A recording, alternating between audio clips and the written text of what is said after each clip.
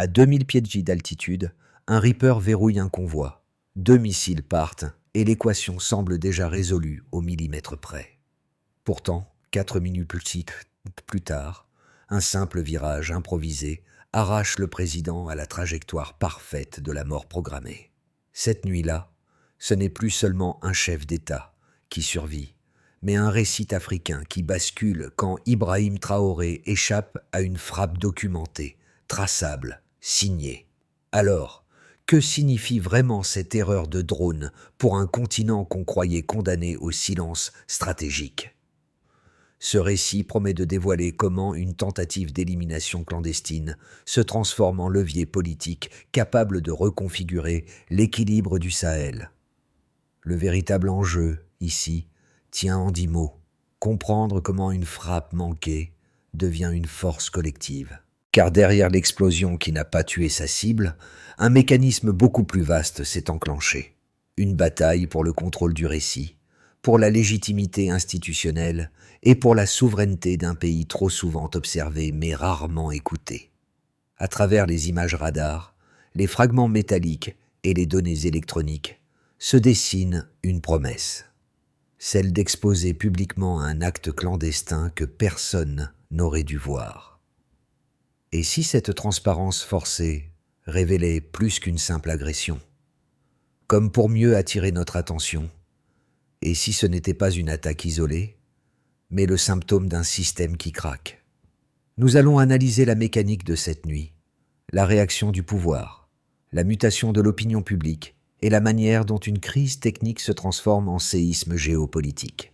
Chaque détail compte, car chaque détail modifie l'histoire. La première révélation frappe dès l'ouverture. Les données du radar chinois, enregistrées à 2000 pieds, ne laissent aucune ambiguïté sur la nature de la menace. Elles montrent une séquence nette de verrouillage, puis un ajustement automatique caractéristique d'un tir de poursuite, preuve qu'un drone MQ-9 ne surveillait pas une zone, mais suivait un convoi précis en mouvement. Cette confirmation technique change tout. Elle déplace l'incident du champ du doute vers celui du fait établi, et force les observateurs à regarder de plus près ce qui s'est réellement joué dans la nuit du Sahel. Dans ce contexte tendu, Ibrahim Traoré devient immédiatement le centre d'un récit qu'il n'a pas cherché, mais qu'il doit désormais assumer. Ce n'est plus l'histoire d'un chef d'État circulant sur une route nationale, mais celle d'un président que la technologie militaire tente de réduire au silence. La scène initiale, les phares coupés, la piste latérale, le virage improvisé, sert de seuil dramatique à une mécanique beaucoup plus profonde, celle de la confrontation entre des puissances extérieures habituées à l'impunité opérationnelle et un État africain qui revendique sa place dans la maîtrise de son propre ciel. Les fragments métalliques, marqués AGM 114, analysés par les experts burkinabés, chinois et russes, offrent la deuxième pièce maîtresse. Ils remplacent les rumeurs par des preuves physiques, froides, impossibles à masquer. Dès lors, la boicagne se précise. Une Afrique où les survols étrangers se banalisent, où les opérations clandestines se multiplient, où la souveraineté aérienne devient un champ de bataille silencieux mais décisif. Au milieu de ce paysage stratégique, le choix d'Ibrahim Traoré surprend par sa rupture. Répondre non pas par la riposte militaire, mais par la mise en lumière complète de l'attaque. En exposant les données, les trajectoires et les signatures électroniques, il inverse le rapport de force habituel, faisant passer l'ombre au grand jour et le secret à la télévision nationale. Cette décision inaugure une nouvelle phase, celle où l'information devient une arme politique à part entière. Pour comprendre l'impact immédiat de cette nuit, il faut suivre un personnage central du dispositif, le chef de sécurité, premier témoin structurant de l'événement. C'est lui qui, depuis le centre de commandement de Ouagadougou, observe le point rouge persistant sur l'écran. Ce mouvement circulaire, trop lent pour être une patrouille, et trop précis pour être un simple hasard. Sa voix, lorsqu'il appelle le président, devient le premier maillon d'une chaîne d'action qui va sauver des vies. Ce rôle d'alerte transforme un détail technique en décision stratégique. Lorsque la communication arrive jusqu'au véhicule présidentiel, Ibrahim Traoré ne se comporte pas comme une cible paniquée, mais comme un acteur lucide d'un scénario qu'il comprend en temps réel. La consigne « Coupez les phares, prenez la piste latérale » n'est pas un réflexe instinctif, mais un jugement presque clinique de la situation. Dans cette scène silencieuse, la figure du dirigeant n'est plus abstraite. Elle devient un guide pour ses hommes, un point de stabilité dans une nuit où chaque seconde peut basculer. Les soldats, eux, incarnent la réaction humaine brute à la menace. Tension, adrénaline, coordination précipitée. Leur rôle montre que le danger ne touche pas seulement un chef d'État, mais toute une chaîne de serviteurs de la nation, soudain plongés dans une opération de survie. Dans leurs gestes et leurs murmures après les explosions, on voit déjà l'amorce du choc collectif qui suivra. Ce premier impact, intime, resserré, presque claustrophobe, dévoile ce que représente vraiment un tir de drone. Une rupture brutale dans le quotidien, un rappel violent que la souveraineté peut être attaquée sans avertissement. Et c'est ce « so what » qui s'impose. Une frappe manquée peut suffire à réveiller un pays entier. Tout commence par un déclic. L'alarme du radar chinois qui rompt la tranquillité de la nuit. Un point rouge persiste, tourne, insiste. Le chef de sécurité comprend. Il appelle. Les mots claquent.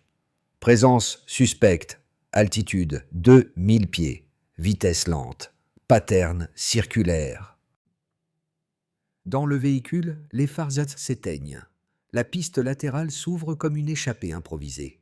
Le convoi bifurque. Ibrahim Traoré garde le silence, mais ses décisions rythment chaque seconde. Le moteur gronde, la tension grimpe, puis vient le basculement. 4 minutes plus tard, la nuit éclate. 2 explosions sèches, nettes, chirurgicales. La terre se soulève. Le cratère incandescent avale l'endroit exact où la voiture présidentielle devait passer. Les soldats s'arrêtent net. Ils murmurent « C'était pour nous ». Le souffle chaud des flammes traverse l'obscurité. Le ciel se colore en orange. Les radios crépitent. Le drone a frappé. Le drone a raté. Mais la mort n'est pas partie les mains vides. 3 civils, dans un véhicule isolé, sont pulvérisés. Le chaos a une odeur métallique. La stupeur s'installe. La vérité, elle, arrive au lever du soleil. Sous une lumière indécente, les soldats ramassent les débris. Métal fondu, circuits dispersés, fragments gravés, AGM 114. Les experts identifient, comparent, confirment. Les missiles Hellfire ne laissent jamais de doute. Les signatures électroniques du MQ-9 non plus. Le verrouillage enregistré par le radar chinois devient la pièce maîtresse. On ne peut plus parler de méprise. On ne peut plus invoquer l'erreur. L'intention se lit dans les données, comme dans une confession technique. C'est alors que commence le troisième mouvement. Un troisième mouvement. Le centre de commandement se fige. Les généraux se crispent, les visages blanchissent devant les écrans. Un chef d'État africain vient d'échapper à une frappe étrangère documentée. Tout le monde attend une riposte. Certains réclament un missile pour un missile. D'autres veulent une protestation immédiate. Mais Ibrahim Traoré tranche. Sa voix tombe, calme, froide, maîtrisée. Pas de riposte militaire. Nous les exposerons. La stratégie se renverse. Là où l'on attendait la colère, il impose la lumière. Là où l'on voulait l'entraîner dans la réaction, il choisit la narration. Ce choix devient le cœur de l'événement. Quelques heures plus tard, sans diplomate ni envoyés étrangers, il apparaît à la télévision nationale. Pas de drapeau, pas de prompteur, seulement une lumière blanche et un récit. Ils ont essayé de me tuer. La phrase fissure l'air. Les rues s'arrêtent, les cafés se taisent, les villes se figent. Les Burkinabés se réveillent dans un mélange de choc, de peur et de fierté. Les réseaux sociaux s'enflamment. En quelques heures, des millions de vues. En une journée, des dizaines de millions. Le monde regarde. L'OTAN dément. Les chancelleries tergiversent, mais le choc est lancé. La nuit du drone ne reste plus un incident technique. Elle devient une onde de choc politique, une fissure dans le récit dominant, un point de rupture dans la souveraineté africaine. Et ce point porte un nom devenu impossible à effacer, Ibrahim Traoré. Le premier chiffre qui s'impose est 2000 pieds, l'altitude exacte à laquelle le radar chinois détecte la présence du drone. Cette donnée n'est pas anecdotique. Elle confirme une manœuvre d'observation active, car un appareil en simple transit n'adopterait pas une altitude aussi stable sur une zone aussi restreinte. Ce niveau précis montre une intention de surveillance ciblée, et cette précision devient la base même du raisonnement technique que le gouvernement va déployer pour reconstruire le déroulement des faits. Le second chiffre clé apparaît au matin, AGM 14, le code gravé sur les fragments de missiles retrouvés dans le cratère encore fumant. Une équipe mixte, experts burkinabés, ingénieurs chinois et techniciens russes, confirme le modèle Hellfire, associé aux plateformes MQ-9 opérées dans la région. Cette identification transforme un simple débris en argument irréfutable. Chaque numéro de série inscrit dans le métal réduit le champ du doute. Chaque trace physique renforce la lisibilité de l'opération. Le troisième chiffre, lui, dépasse l'incident immédiat. 214 civils documentés comme victimes de frappes de drones étrangères sur 8 ans, selon le rapport publié 3 mois plus tard. Ce décompte, froid et méthodique, révèle la profondeur d'un problème longtemps ignoré. La donnée ne porte pas seulement sur des victimes. Elle expose un système sans contrôle international, toléré par habitude diplomatique plutôt que par droit. En reliant ce chiffre au cas du convoi présidentiel, la narration change d'échelle et ouvre une perspective plus large. Face à ces éléments, Ibrahim Traoré comprend que l'enjeu n'est plus de dénoncer une attaque isolée. Il s'agit de démontrer une chaîne de décision, une cohérence opérationnelle, un acte structuré. C'est pour cela qu'il ordonne la compilation et la publication des trajectoires, des signatures thermiques et des logs radars. Sa stratégie repose sur un principe simple. Si la guerre moderne se joue dans l'ombre, la réponse doit se jouer dans la lumière. Le choix de révéler chaque donnée devient une déclaration de souveraineté en soi. Le discours télévisé qui suit n'est plus une réaction émotionnelle, mais un exposé méthodique fondé sur les 3 mesures essentielles. Quand il affirme que le drone a verrouillé ma voiture, il s'appuie sur la séquence du radar. Quand il évoque les victimes civiles, il renvoie au bilan accumulé. Quand il mentionne la provenance des missiles, il désigne les fragments analysés. Le récit se solidifie autour de la preuve, plutôt que de l'indignation. L'effet sur l'opinion publique est immédiat. Les Burkinabés ne réagissent pas seulement à une attaque contre leur président. Ils réagissent à un ensemble cohérent d'éléments techniques qui légitiment leur colère. La crise cesse d'être un choc individuel pour devenir une démonstration collective. Et dans cette démonstration, une certitude s'installe. La vérité, lorsqu'elle a été documentée, peut devenir une arme plus forte que la puissance militaire elle-même. On peut alors constater que 2 approches se confrontent dès que les premières images de l'attaque circulent. La première, soutenue par plusieurs chancelleries occidentales, affirme qu'un drone peut commettre une erreur de ciblage, surtout dans une zone marquée par la présence de groupes armés.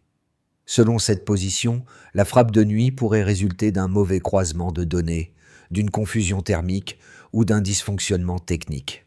Dans cette lecture, l'événement relève d'un incident regrettable, certes grave, mais dénué d'intention directe contre un chef d'État. La seconde thèse, portée par les autorités burkinabées, repose sur les éléments matériels accumulés. Les fragments AGM 114 retrouvés dans le cratère ne sont pas ambigus. Les trajectoires captées par le radar chinois montraient un comportement non compatible avec une simple patrouille. Et l'alignement temporel, survol prolongé, verrouillage, puis ajustement automatique, dessine la signature typique d'un tir de poursuite. Cette cohérence interne fait vaciller l'hypothèse d'une erreur. Elle laisse apparaître une opération ciblée, structurée, calibrée. C'est ici que le Stillman devient indispensable. Il faut rendre la meilleure version possible de l'argument adverse pour mesurer sa solidité réelle. Oui, un drone peut confondre un convoi civil avec un groupe armé. Oui, la technologie peut faillir, même à 2000 pieds d'eau d'altitude. Oui encore, les opérateurs humains peuvent interpréter un motif thermique de manière trop hâtive. Une frappe défectueuse n'est jamais impossible. Mais cette ligne de défense se fissure face à l'ensemble des éléments. La présence prolongée du MQ-9, son pattern circulaire d'observation, le verrouillage capté par le radar, et les missiles identifiés pointent ainsi vers une action intentionnelle. L'argument technique occidental ne s'effondre pas par manque de cohérence interne, mais par accumulation d'effets contradictoires. Et l'annonce publique de l'événement renforce encore ce déséquilibre. Ibrahim Traoré ne réagit pas en victime émotive, mais en dirigeant qui articule une démonstration appuyée sur des preuves vérifiables. Ainsi, le Stillman révèle son verdict. L'hypothèse de l'erreur reste théoriquement envisageable, mais elle ne résiste pas à la densité du réel. C'est précisément ici que survient un tournant décisif. Elle se produit lorsque le récit cesse d'être une simple affaire nationale pour devenir une onde géopolitique que plus rien ne peut contenir. Dans la salle de commandement, les données radar figent les analystes, mais c'est à l'extérieur que se joue la bascule. L'apparition surprise à la télévision transforme l'échec de la frappe en acte politique majeur. Aucun drapeau derrière lui, aucune mise en scène, seulement une lumière blanche et une phrase qui claque comme une détonation inversée. À cet instant, Ibrahim Traoré ne dévoile pas seulement une attaque, il expose une logique entière de contrôle aérien, opérée dans l'ombre depuis des années. Les minutes qui suivent prennent une tournure inattendue. Les rues se remplissent, les cafés s'ouvrent en pleine nuit, les radios interrompent leur programmation. Les foules murmurent un mélange de choc et de certitude. Et cette certitude, c'est que la frappe ratée n'est plus un incident, c'est une révélation collective. Le midpoint s'impose lorsque l'opinion comprend que l'enjeu dépasse la survie d'un homme. Il touche à la structure même de la souveraineté, à la manière dont un pays décide encore de ce qui se passe dans son propre ciel. Ce point médian transforme l'histoire. Désormais, l'initiative appartient au Burkina Faso. On observe alors les premiers effets dans le tissu national. NN. L'annonce publique déclenche un sursaut collectif rarement observé dans l'histoire récente du Burkina Faso. Les habitants des quartiers populaires se rassemblent spontanément, brandissent devant des drapeaux, discutent dans les marchés, réveillent leurs voisins. La frappe ratée n'est plus un événement militaire, elle devient une expérience intime, partagée, presque familiale. Les 3 victimes civiles, un camionneur, une institutrice, un adolescent, acquièrent un statut de symbole. Le pays se reconnaît en eux. Et dans ce miroir, la figure d'Ibrahim Traoré se renforce, non par propagande, mais par résonance émotionnelle entre un danger vécu et une résistance assumée. Du côté diplomatique, DN, les répercussions s'étendent au-delà des frontières. Les communiqués africains se succèdent, certains prudents, d'autres catégoriques. Le Mali, le Niger, le Tchad, la Guinée, le Soudan et le Zimbabwe dénoncent une atteinte directe à la souveraineté d'un État membre de l'Union africaine. Les chancelleries occidentales, elles, oscillent entre déni partiel et embarras manifeste. L'OTAN reconnaît la présence d'un drone, mais nie toute intention hostile. Les États-Unis parlent de tragique erreur. Cette divergence crée une fracture narrative. L'Afrique parle en termes de principes, l'Occident en termes de procédures. Et cette fracture devient un élément structurant du nouvel équilibre diplomatique régional. Sur le plan narratif, ND, la transformation est encore plus profonde. La vidéo explose. 10 millions de vues en quelques heures, 50 millions le lendemain, 200 millions en une semaine. Ce ne sont plus seulement des chiffres, ce sont les indices d'une bataille culturelle gagnée par l'image brute, sans artifice. Les médias traditionnels hésitent, certains se taisent, d'autres minimisent, Mais les plateformes panafricaines prennent le relais, amplifiant les discours, analysant les fragments de missiles, décryptant les trajectoires radar. Le récit échappe totalement à ses auteurs potentiels. La tentative d'assassinat devient un manifeste. Et le nom d'Ibrahim Traoré circule comme un symbole de résistance, dépassant les frontières du pays pour entrer dans la conversation continentale. Enfin, dans le champ géopolitique, KV, l'effet est tectonique. Les alliances intra-africaines s'élargissent. Les discussions sur une défense commune, jusque-là timides, reprennent avec une intensité nouvelle. L'Union africaine convoque une session extraordinaire, désigne pour la première fois un agresseur étranger dans une résolution officielle. Les puissances occidentales réagissent avec retenue, conscientes du précédent que crée un tel événement. En parallèle, la crédibilité morale du modèle sécuritaire extérieur s'effrite. La frappe ratée devient un révélateur brutal. Elle expose les zones d'ombre, les chaînes décisionnelles opaques, les interventions sans accountability. Le paysage se recompose, lentement mais sûrement. Au croisement de ces quatre dynamiques, une certitude s'impose. L'incident de la RN3 n'a pas seulement manqué sa cible. Il a déclenché une recomposition politique, sociale et stratégique qui dépasse largement les intentions initiales de ses auteurs. Et cette recomposition s'articule autour d'un noyau inattendu, la survie d'un président et la décision de tout révéler. Dans un premier scénario, consolidation progressive.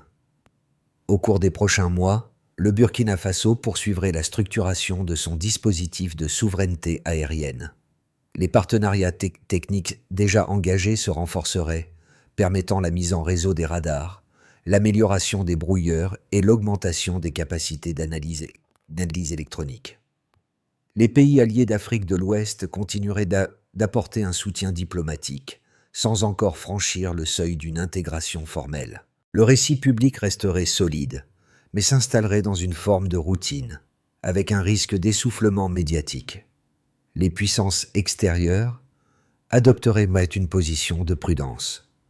Pas de confrontation ouverte, mais une surveillance accrue et des pressions ponctuelles, surtout économiques, dans une perspective plus favorable, effet d'entraînement continental.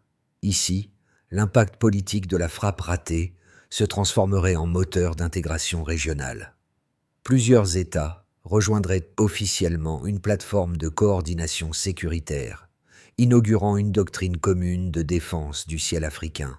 Les sociétés civiles s'organiseraient autour d'initiatives panafricaines de transparence technologique, renforçant la légitimité institutionnelle du mouvement. Les financements étrangers gelés seraient compensés par des programmes internes et des partenariats sud-sud. Les médias indépendants multiplieraient les enquêtes, créant un écosystème informationnel robuste. Dans ce scénario, la tentative d'assassinat devient un point de bascule historique. L'Afrique parle plus fort, plus unie, davantage audible à l'international. Dans une hypothèse plus sombre, pression, rupture et contre-récit, les puissances occidentales pourraient accentuer les sanctions, suspendre davantage d'aide, réduire certains échanges commerciaux ou multiplier les campagnes médiatiques visant à délégitimer les autorités burkinabées. Des acteurs régionaux hostiles exploiteraient l'instabilité pour fragiliser la coalition en formation.